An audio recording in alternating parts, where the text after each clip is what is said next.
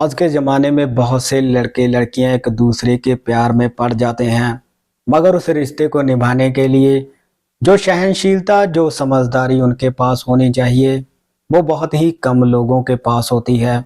आज का इंसान इतना स्वार्थी हो चुका है कि वो बिना स्वार्थ के किसी के साथ भी अपना रिश्ता नहीं रखता, वो चाहे पति पत्नी ही क्यों ना हो। इस घटना को सुनने के बाद आप भी यही कहेंगे कि इंसान वाकई इतना स्वार्थी हो चुका है कि वो बिना स्वार्थ के किसी के साथ कोई भी रिश्ता नहीं रखता। इस घटना में एक लड़का एक लड़की से बहुत ही ज़्यादा प्यार करता है। आगे चलकर दोनों की शादी भी हो जाती है। शादी होने के बाद कुछ समय तक तो पति पत्नी दोनों बहुत ही प्यार के साथ रहते हैं, मगर आगे चलकर उस लड़के को कोई बीमारी लग जाती है। बीमारी लगने की वजह से ही वो लड़का शारीरिक संबंध बनाने में असमर्थ हो जाता है। इसी कारण उसकी पत्नी उसे धोखा देना शुरू कर देती है, दूसरे के साथ संबंधों में पड़ जाती है। और जैसे ही इस बात का उस लड़के को पता चलता है, तब गुस्से में आकर वो अपनी पत्नी का कत्ल कर देता है। दोस्तों, जब आप ये पूरी कहानी सुनेंगे तब आप भी यही कहेंगे कि वाकई आज का इंसान इतना स्वार्थी हो चुका है कि वो बिना स्वार्थ के किसी के साथ कोई भी रिश्ता नहीं रखना चाहता। आदाब, नमस्कार, सत श्री अकाल। दोस्तों, बहुत बहुत स्वागत है आपका CHD क्राइम सफ़र के एक नए एपिसोड में। मैं उम्मीद करता हूँ आप सब ठीक ठाक होंगे। दोस्तों, आज की जो सच्ची घटना मैं आपको सुनाने जा रहा हूँ वो यूपी से सटे हुए शहर नोएडा से है। महेश नाम का एक लड़का जो कि बिहार का रहने वाला होता है, वो नोएडा में चला जाता है अपनी पढ़ाई लिखाई पूरी करने के लिए। दरअसल पढ़ाई लिखाई करते करते ही महेश को एक कंपनी में जॉब मिल जाती है। जॉब मिलने की खुशी में महेश अपने घर वालों को फ़ोन करके कहता है कि मुझे एक अच्छी कंपनी में जॉब मिल गई है, इसीलिए अब आपको मेरी फ़िक्र करने की कोई भी ज़रूरत नहीं है। अब धीरे धीरे वक्त आगे बढ़ता है। महेश जिस कंपनी में जॉब करने के लिए जाता था, उस कंपनी में एक लड़की भी एक दिन ज्वाइन करती है नौकरी करने के लिए। लड़की जिसका नाम है ललिता। ललिता जिसकी उम्र है 21 से 22 साल की।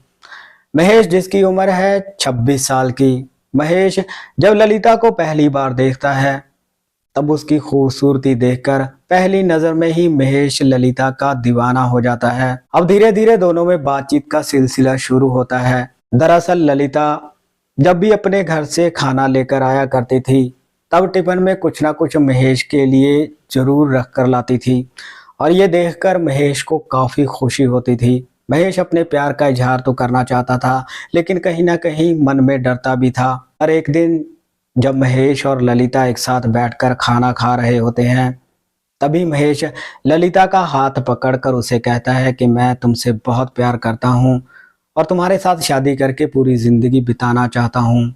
महेश की ये बात सुनकर ललिता अपनी नज़रें झुका लेती है, कहती है कि मैं भी आपके बारे में ऐसा ही सोचती हूँ। मैं भी आपके साथ प्यार का इजहार करना चाहती थी, लेकिन मैं डरती थी कि कहीं आपका संबंध किसी और लड़की के साथ ना हो। महेश उसे कहता है कि तुम पहली लड़की हो जो इस तरह से मेरी जिंदगी में आई हो। मैं तुम्हारे साथ ही शादी करूंगा, इसके अलावा मैं किसी भी लड़की की तरफ नहीं देखूंगा। और देखते ही देखते इन दोनों की दोस्ती प्यार में बदल जाती है। ये दोनों ही संबंध भी बनाने लगते हैं। वक्त धीरे धीरे आगे बढ़ता है और महेश एक दिन ललिता से कहता है कि अब हमें शादी कर लेनी चाहिए। ललिता भी कहती है कि हाँ ठीक है, मैं तुम्हारे साथ शादी करने के लिए तैयार हूँ, तुम अपने घर वालों से जाकर बात करो। और महेश जब अपने घर वालों को बताता है कि इस तरह से एक लड़की है जिसे मैं प्यार करता हूँ और वो मेरी ही कंपनी में मेरे साथ काम करती है, ये बात सुनकर महेश के परिवार वाले शादी के लिए रजामंद हो जाते हैं। दूसरी तरफ जब ललिता अपने परिवार वालों को बताती है कि इस तरह से महेश नाम का लड़का है जो मेरे साथ काम करता है, मैं उससे प्यार करती हूँ, तब ललिता के परिवार वाले भी इस शादी के लिए मंजूरी दे देते हैं। दोनों परिवारों की सहमति से ललिता और महेश की शादी हो जाती है। वक्त धीरे धीरे आगे बढ़ता है। दोनों खुशी खुशी अपनी जिंदगी बिता रहे होते हैं, मगर एक दिन अचानक महेश की तबीयत बहुत ज़्यादा खराब हो जाती है। महेश को शिकायत होती है पेट दर्द की। ललिता उसे घर में पड़ी हुई कोई मेडिसिन दे देती है, जिससे महेश की तबीयत कुछ समय के लिए ठीक हो जाती है। मगर कुछ दिनों बाद फिर से महेश की तबीयत खराब हो जाती है, और इस बार इतनी ज़्यादा तबीयत खराब होती है ललिता उसे देखकर कहती है कि आप किसी अच्छे डॉक्टर के पास जाइए जो आपके टेस्ट वगैरह करके आपको अच्छी मेडिसिन देगा और आप जल्द से जल्द ठीक हो जाएंगे। ललिता की बात सुनकर अगले दिन ही महेश डॉक्टर के पास चला जाता है और डॉक्टर जब महेश के टेस्ट वगैरह करवाता है तब उस टेस्ट की रिपोर्ट देखकर महेश के पैरों तले जमीन खिसक जाती है। दरअसल रिपोर्ट में आता है कि महेश को पेट का कैंसर हो चुका है।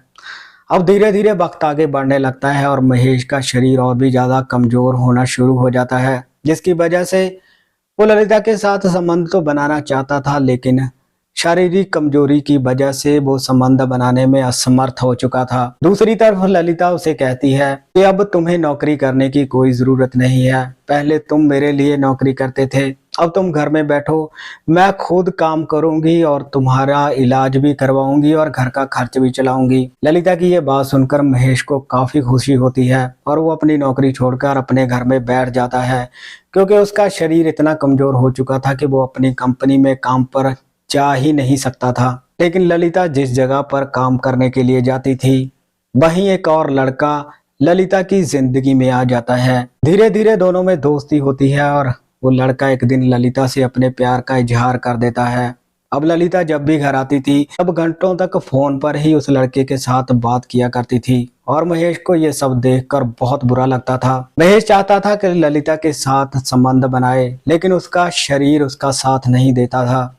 दूसरी तरफ ललिता भी कहीं ना कहीं महेश से दूरी बनाने लगी थी।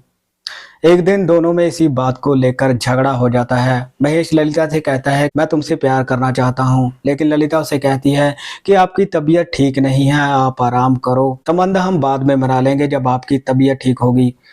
इसी बात को लेकर महेश का ललिता के साथ झगड़ा हो जाता है और महेश ललिता के ऊपर हाथ उठा देता है, जिससे खफा होकर ललिता अपने मायके में चली जाती है। दूसरी तरफ महेश को अकेलापन भी सताने लगा था और बीमारी की टेंशन भी उसके दिमाग में थी।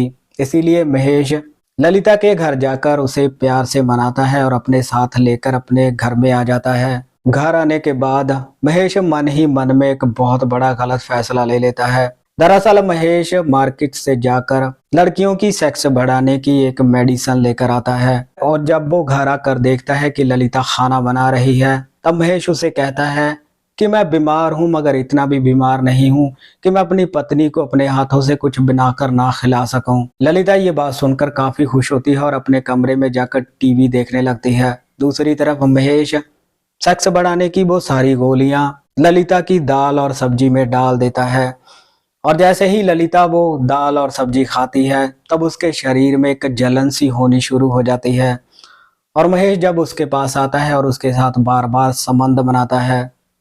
संबंध बनाने के बाद ललिता जब थक कर बेसुध हो जाती है, बेड पर लेट जाती है, तब महेश एक कपड़े से ललिता का गला दबा देता है और तब तक दबा कर रखता है जब तक कि ललिता की सांसों की डोर टूट नहीं जाती। महेश इतनी जोर से ललिता का गला दबाता है कि जिसकी वजह से घटना स्थल पर ही ललिता की मौत हो जाती है और पूरी रात महेश सुबह होने का इंतजार करता रहता है। और जैसे ही अगली सुबह निकलती है तब महेश खुद पुलिस को फोन करके बताता है कि इस तरह से मैंने अपनी पत्नी का कत्ल कर दिया है। इसके बाद पुलिस वाले महेश के घर पर पहुंचते हैं और ललिता की डेड बॉडी को अपने कब्जे में लेकर पोस्टमार्टम के लिए भेज देते हैं। और पुलिस वाले जब महेश से पूछताछ करते हैं तब महेश पुलिस को बताता है कि मैं अपनी पत्नी ललिता का कत्ल बिल्कुल भी नहीं करना चाहता था, मगर मेरी बीमारी की वजह से, मेरी शारीरिक कमजोरी की वजह से मैं ललिता के साथ संबंध नहीं बना पा रहा था। इसी वजह से ललिता मुझे धोखा दे रही थी और उस धोखे का बदला लेने के लिए ही मैंने ललिता को हमेशा के लिए इस दुनिया से दूसरी दुनिया में भेज दिया है। पुलिस वाले महेश की ये बात सुनकर उसकी तहरीर पर ही मुकदमा दर्ज करके उसे जेल में भेज देते हैं। दोस्तों, इस घटना के बारे में आपकी क्या राय है? क्या ललिता को अपनी जिंदगी जीने का बिल्कुल भी हक नहीं था? क्योंकि महेश तो बीमार था मगर ललिता शायद फिर भी उसका साथ दे रही थी, उसके साथ उसके घर में रह रही थी। हालांकि वो शारीरिक संबंध बनाने में असमर्थ हो चुका था, मगर क्या संबंधों का रिश्ता ही पति पत्नी का रिश्ता है? इस घटनाक्रम के बारे में आप अपनी राय कमेंट सेक्शन में जरूर रखिएगा। तो मिलते हैं किसी और क्राइम की कहानी में, किसी और सच्ची घटना में। तब तक आप अपना ख्याल रखिएगा, सतर्क रहिएगा। जय हिंद।